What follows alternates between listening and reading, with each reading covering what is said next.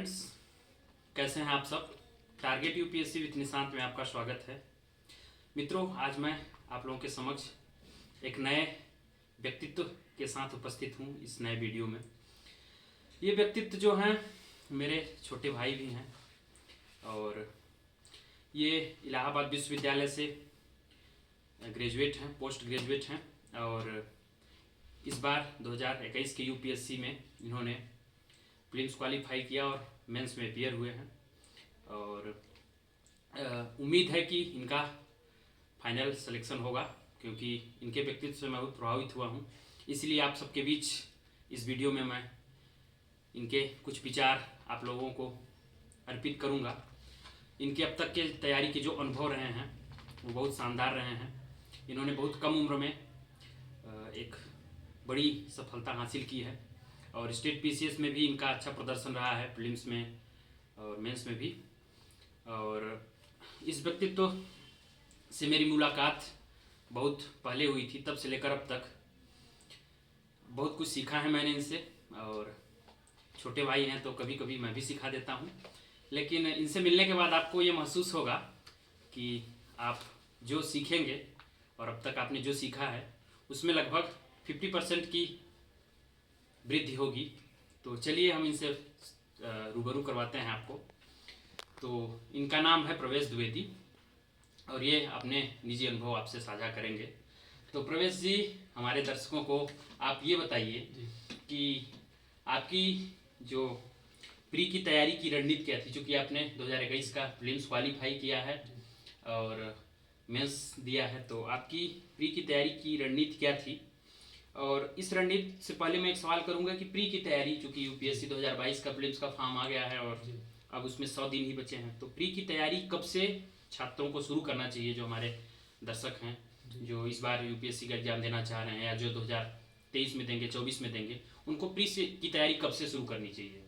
देखिए, सबसे पहले आपने जैसे क्वेश्चन में कहा कि जो 2022 में देने वाले हैं, तो उनके लिए मैं यही कहूँगा कि आप दे रहे हैं, दुरुस्त है। 1-2 महीने लेट हो गया, लेकिन फिर भी अभी भी समय है और लगभग 85, 90 या 100 दिन जो भी बचे हैं, तो इसमें मन लगा कि आप पढ़ें और उसके आगे की रणनीति जो 100 दिनों में आपको क्या करना है, तो उसे मैं आगे साझा करूँगा। बाकी जो लोग 2023 या 24 में देना चाहते हैं, तो उनके लिए मैं यही कहूँगा कि एग्ज़ाम जब भी हो, एग्ज़ाम डेट से 6 महीने पहले आप एकदम प्री में लग जाएं, मुकम्मल तरीके से प्री की तैयारी करें और उसके पहले आप मेंस में लगे रहें, लेकिन आई थिंक एग्ज़ाम के 6 महीने पहले मुकम्मल तरीके से केवल प्री में लग जाना चाहिए।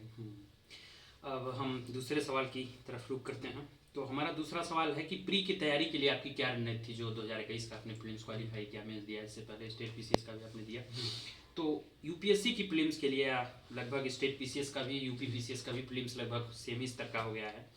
तो जो हमारे यूपी पीसीएस के या अन्य पीसीएस के भी दर्शक हैं या यूपीएससी के दर्शक हैं जो तैयारी कर रहे हैं, उनका एक सवाल है कि प्री की क्या रणनीति हो, प्री की तैयारी हम कैसे करें, क्योंकि प्री सबसे पहला चरण है और आजकल प्री ही बाधक हो गया है। बिल्कुल। तो देखिए, मेरा निजी अनुभव रहा है और हमारे मित्रों का कि मेंस के बहुत लोगों का बेहतर है और मैं देखता हूँ कि जिसका मेंस बेहतर है वो प्री में ही निकल जा रहे हैं। तो मेरे हिसाब से प्री सबसे टफ क्षेत्र होता जाता है, विशेषकर हिंदी पट्टी के छात्रों के लिए।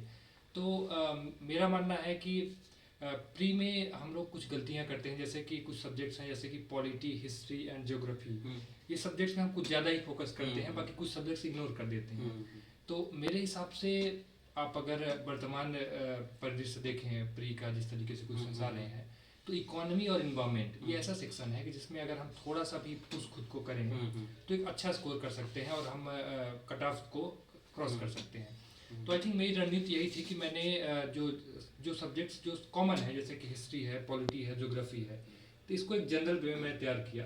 बेशक मुकम्मल तैयारी थी इसकी, और मैंने इन्वायरमेंट और इकोनॉमी इसको अच्छे से तैयार किया, क्योंकि मैं देखता हूँ अगर इन्वायरमेंट इकोनॉमी में आप अगर थोड़ी तैयारी करें तो आप बहुत पीछे रह जाएंगे। अगर जनरल तैयारी भी करें तो आप बेहतर स्कोर कर जाएंगे। चूंकि जब से यूपीएससी का और फॉरेस्ट का प्री और यूपीएससी सिविल का प्री एक साथ हो गया है, तो इन्वायरमेंट और इकोलॉजी के जो प्रश्न है उनकी वेटेज बढ़ गई है।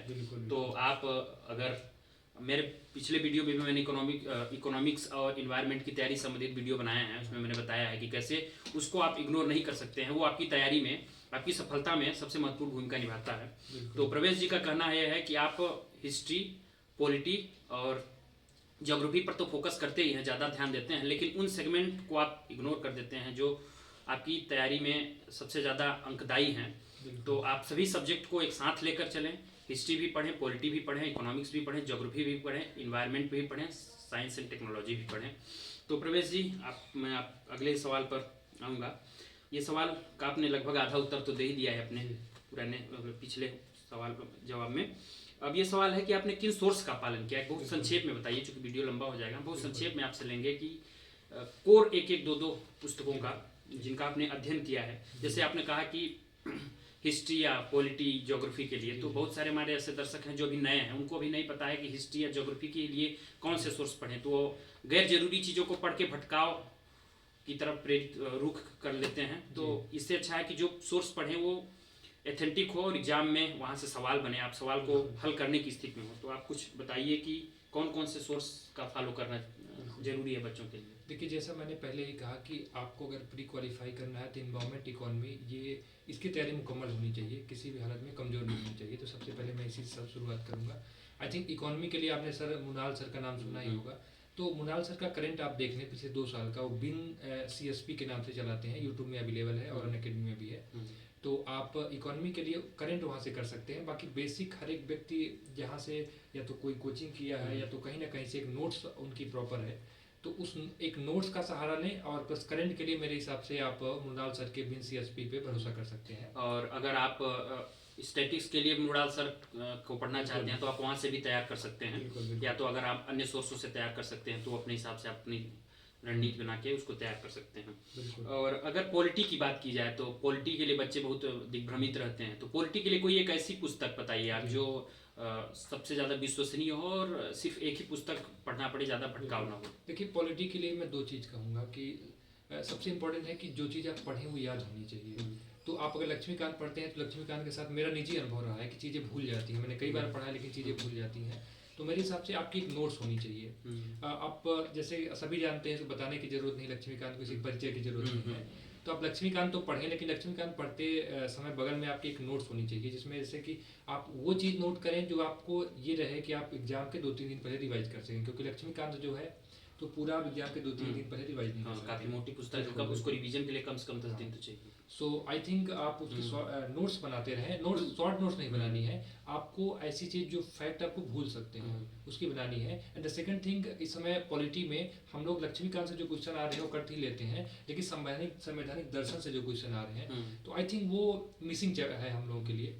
तो 11th की जो 2 बुक्स है, शायद आपने भी मैंने अपने वीडियो में बताया हुआ है पॉलिटी कैसे पढ़ें, उसमें मैंने कॉन्सेप्ट के लिए 11th NCERT की पुस्तक का जिक्र किया, आप उस वीडियो को देख सकते हैं। तो पॉलिटी पर ये रहा प्रवेश का अनुभव। अब एक अंतिम सवाल है प्रीलिम्स के फर्स्ट पेपर के लिए कि 2022 की तैयारी करने वाले छात्र हैं, चूँकि प्रीलिम्स अभी 105 दिन बचा हुआ है, उसमें ऑलमोस्ट 100 ही दिन मान के चलिए। तो जो बच्चे तैयारी कर रहे हैं वो थोड़े से डरे हुए हैं और उनको लग रहा है कि क्या पढ़ें, कैसे पढ़ें। तो इस पे आपकी क्या रणनीति होनी चाहिए 2022 की प्री तैयारी करने वाले बच्चों के लिए? आप बहुत संक्षेप में एक संदेश दीजिए। देखिए, जो 2022 की तैयारी कर रहे हैं तो उन्हें मेरे हिसाब से मेंस की तैयारी तो बंद कर देनी चाहिए, प्री पे फोकस हो जाए। और प्री के लिए देखिए 2 चीज़ें हैं मेरे हिसाब से। हर एक व्यक्ति की कुछ सब्जेक्ट्स स्ट्रांग होती हैं, कुछ वीक होती हैं। तो मेरे हिसाब से जो उनकी वीक सब्जेक्ट हैं वो कोई भी हो सकती है, वीक सब्जेक्ट को अभी समय दें और ज़्यादा समय दें। क्योंकि यूपीएससी में आप किसी सब्जेक्ट के मास्टर आपको नहीं बनना है, आपको जनरल नॉलेज हर एक सब्जेक्ट का होना चाहिए। तो आई थिंक किसी के अगर इन्वायरमेंट कमजोर है, इकोनॉमी कमजोर है, पॉलिटी एनीथिंग, तो आप उसको अभी समय दें और ज़्यादा समय दें। और लास्ट में ऐसी चीज़ जो आपकी स्ट्रांग है उसको अंतिम में आप ले जाएं।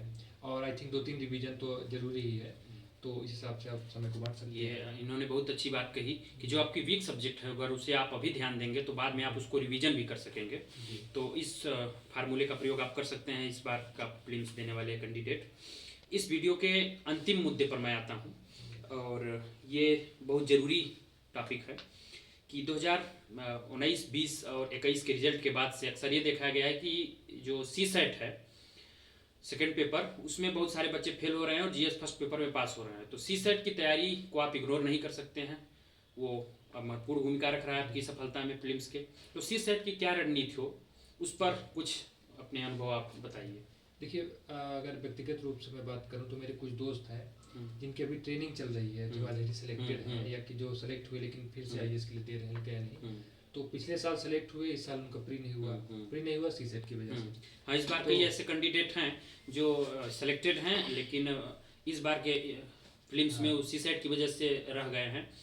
तो सीसेट एक बाधक तो है, जैसा कि प्रवेश जी अपना अनुभव बता रहे हैं। कई इनके मित्र हैं जो मेरे भी इन्हीं के थ्रू परिचित हुए हैं मित्र, तो उनको सीसेट समस्या अगर कर रहा है सेलेक्टेड कैंडिडेट को, तो जो फ्रेशर्स हैं बच्चे वो भयभीत है सीसेट को लेकर। तो भय तो जायज़ है, लेकिन भय के साथ साथ आप तैयारी जब करेंगे तभी आपका ये भय दूर होगा। तो उसमें आप कुछ बताइए। आई थिंक सीसेट में सब कुछ जानते हैं कि 3 सेक्शन होते हैं, एक होता है मैथ का, एक रीजनिंग का और एक होता है कॉम्प्रिहेंशन का। ऑलमोस्ट तीनों सेगमेंट को लगभग बराबर वेटेज ही रहता है। तो पहले मैं बात करता हूँ कॉम्प्रिहेंशन की। कॉम्प्रिहेंशन आप देखेंगे लगभग 30 कॉम्प्रिहेंशन रहते हैं, 27-28 ऐसे ही रहते हैं। तो आप देखेंगे अमूमन उसमें विद्यार्थी अधिकतर तो गलत ही कर देते हैं। तो जैसे मेरा अनुभव है ये कि आपको मैथ और रीजनिंग में ज़्यादा फोकस करना चाहिए।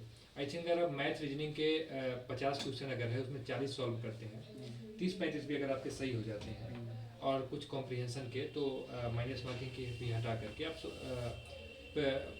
मतलब सीसेट आपका निकल सकता है। तो मेरे हिसाब से आप, कुछ लोग होते हैं कि मैथ छोड़ देते हैं, मैथ सेगमेंट छोड़ देते हैं और रीजनिंग और कॉम्प्रिहेंशन के भरोसे जाते हैं। तो मैं कई लोगों को देखा हूँ कि ये रणनीति असफलता का एकदम असफलता कारक हो रही है। तो मेरे हिसाब से आप कॉम्प्रिहेंशन को चाहे तो इग्नोर कर दें, लेकिन मैथ और रीजनिंग को आप मिस नहीं कर सकते। तो मैथ रीजनिंग को केंद्र में रख के कॉम्प्रिहेंशन को लेते हुए आप तैयारी करें तो निश्चित रूप से सफलता मिलेगी। और एक चीज़ और, आप एग्जाम देने से पहले 8 या 10 सीसेट की टेस्ट सीरीज जरूर लगा के जाएं, क्योंकि क्या होता है कि टाइमिंग का मिसमैच हो जाता है, हम समय को मैनेज नहीं कर पाते वहाँ पे। तो आई थिंक आपको, और एक चीज़ और, टेस्ट सीरीज में आप ये इंश्योर कर लें कि देखिए वहाँ पे 68 नंबर पासिंग मार्क होता है, लेकिन आप टेस्ट सीरीज में ये इंश्योर कर लें कि आपके 90 से नीचे नहीं आना चाहिए। क्योंकि अगर आप 90 से ऊपर आ रहे हैं तो आप ये लगभग निश्चित हो सकते हैं कि आप ऑलमोस्ट सीसेट आप क्रॉस कर जाएंगे। तो मित्रों, ये रही प्रवेश की रणनीति फिल्म्स की। तो इस वीडियो में हम इतना ही बातचीत करेंगे। अगले वीडियो में कुछ नए विषय के साथ कुछ नई जानकारियाँ देंगे। तो अपना प्यार बनाए रहिए और इस चैनल को सब्सक्राइब करिए और अधिक से अधिक लोगों तक पहुंचाइए।